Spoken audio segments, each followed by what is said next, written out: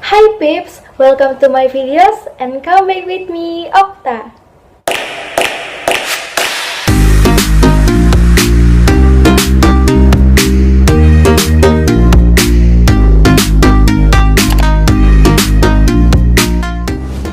Halo semuanya, selamat datang di YouTube channel aku. Jadi sebelumnya aku mau perkenalan dulu. Halo semuanya, nama aku Okta Lena Clara. Kalian bisa panggil aku Okta. Jadi di video ini sesuai dengan judulnya, aku mau ngebahas lebih ke cerita dan sharing aja sih ke kalian gimana aku menuju PTN. Jadi nanti aku juga akan ngasih tips belajar buat kalian. Jadi langsung aja ke videonya. Nah, jadi kita throwback ke tahun 2018, 2 tahun yang lalu. Di situ aku kelas 12 SMA atau kelas 3. Tahun dimana tahun akhir aku duduk di bangku SMA dan menuju untuk perkuliahan. Nah, di kelas 12 tersebut aku baru nentuin jurusan dan universitas yang aku mau.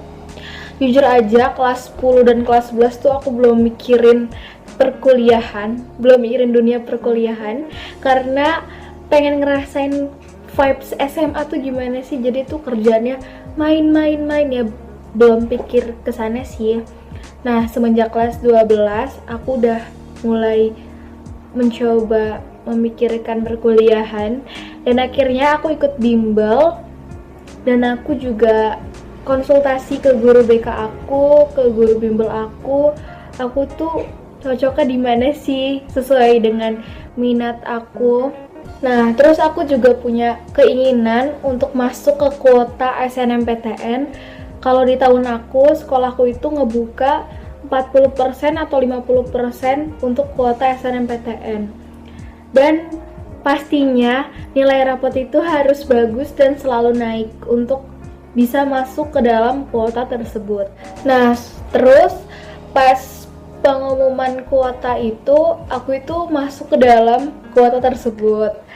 Dan aku langsung kalau nggak salah tuh kayak ngisi data gitu, terus milih 2 universitas dan jurusan kan.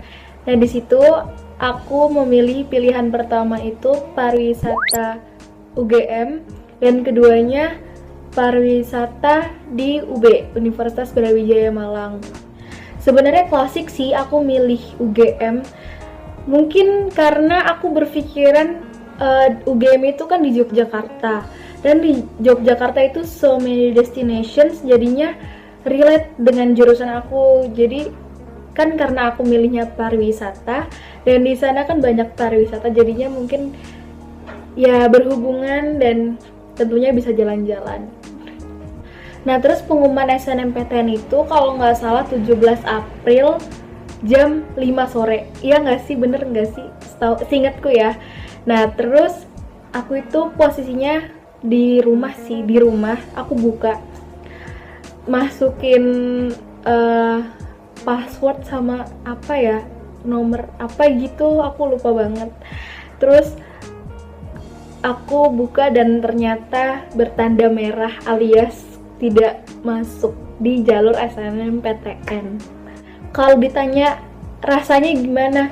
Sebenarnya nggak terlalu sedih sih, karena SNMPTN itu kan bener-bener awal banget kan dan masih banyak jalur lainnya untuk menuju ke UGM, ke universitas lah gitu kan. Jadi aku di situ mulai yaudah nggak apa-apa, masih ada SBM dan mandiri gitu kan. Nah, jadi SNM itu bener-bener udah berlalu dan udah aku lupain dan aku fokus untuk SBMPTN untuk selanjutnya. Nah, tapi nggak jauh dari pengumuman SNM, guru BK aku itu ngasih info kalau misalnya ada jalur khusus untuk D3 di UGM. Namanya PB Usmak, penelusuran bibit unggul SMA atau SMK. Nah, sebenarnya di situ aku nggak paham itu tuh jalur apa, dan akhirnya aku konsul sama beliau dan akhirnya aku ngerti dan akhirnya aku mencoba daftar karena di D3 itu ada jurusan pariwisata juga. Dan akhirnya aku daftar aja di situ. Dan itu tuh sebenarnya mirip banget sama SNM sih, cuma pakai rapot dan kalau nggak salah itu ranking di kelas selama 5 semester kalau aku nggak salah ya. Dan jalur tersebut itu sama sekali nggak ada tes, jadi cuman ranking aja, rapot, terus sama kita ngumpulin berkas segala macam gitu, jadi nggak ada tes sama sekali.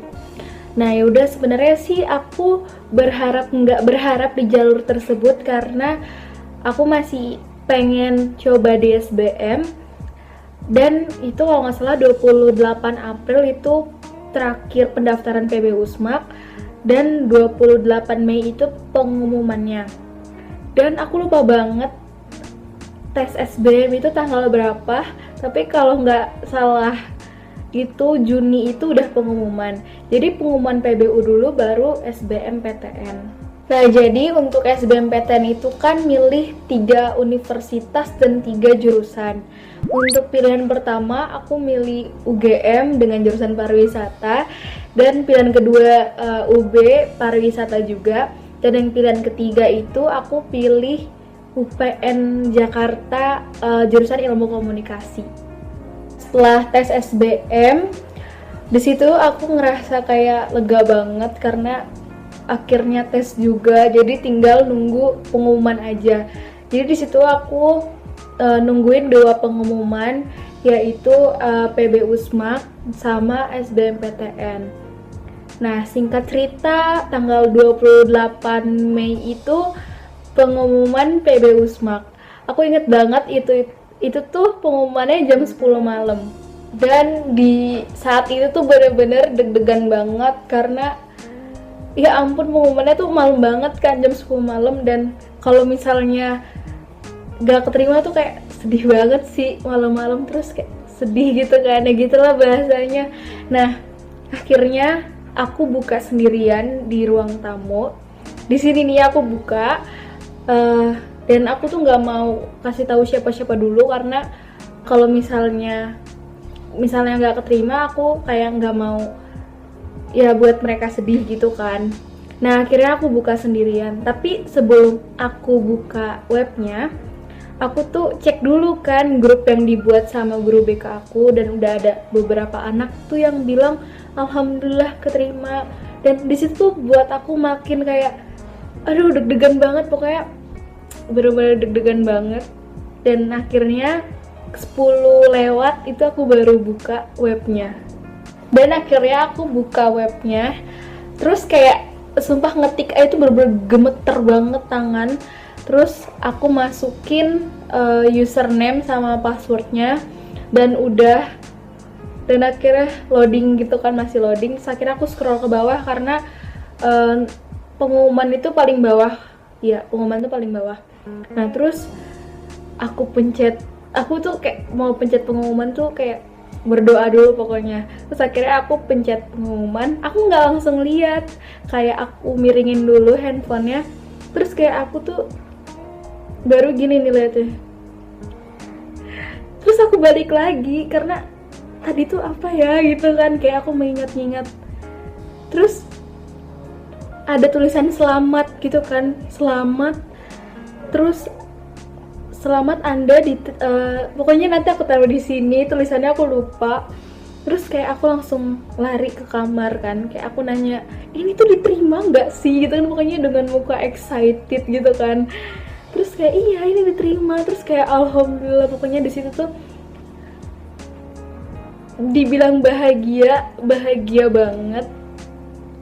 Aku nggak bisa deskripsiin aku saat itu, tapi aku tuh bener-bener seneng banget akhirnya bisa keterima di Universitas Gadjah Mada. Nah jadi semenjak pengumuman PBU itu aku tuh bener-bener kayak seneng banget. Tapi aku juga masih nungguin pengumuman SBMPTN. Kalau nggak salah jaraknya seminggu apa 2 minggu, aku lupa banget pokoknya. Dan tapi sebenarnya di SBM itu aku kalau misalnya nggak dapet juga kayak ya udahlah nggak apa-apa. Tapi aku masih kayak berharap gitu loh, kayak berharap di SBM. Nah terus tiba pengumuman SBMPTN. Itu pengumumannya jam 3 sore, nggak sih kalau nggak salah. Nah, akhirnya aku buka di rumah, aku bukanya. Terus, dan aku sebenarnya deg-degan banget sih, karena sebelumnya itu teman-temanku tuh udah rame, kayak udah banyak yang keterima dan laporan ke grup gitu kan. Terus kayak, ih ya Allah keren banget mereka gitu kan. Terus akhirnya aku karena udah kepo banget dan akhirnya aku buka aja. Nah terus aku buka webnya SBMPTN, terus masukin nomor ujiannya. Itu aku belum aku berani scroll kan, karena aku kayak masih takut banget. Terus akhirnya yaudah aku scroll pelan-pelan, dan ternyata merah lagi. Terus di situ tuh kayak ya wes lah, nggak apa-apa gitu kan, kayak mencoba sabar gitu kan. Dan yaudah berarti emang rezeki aku di jalur PBU tadi. Terus sebenarnya kalau misalnya kalian mengira sedih nggak sih, kecewa nggak sih, soalnya kan SBM itu kan ibaratnya apa ya, kita udah berjuang lama banget, udah belajar pontang-panting untuk tes SBM gitu kan, tapi di SBM nggak keterima.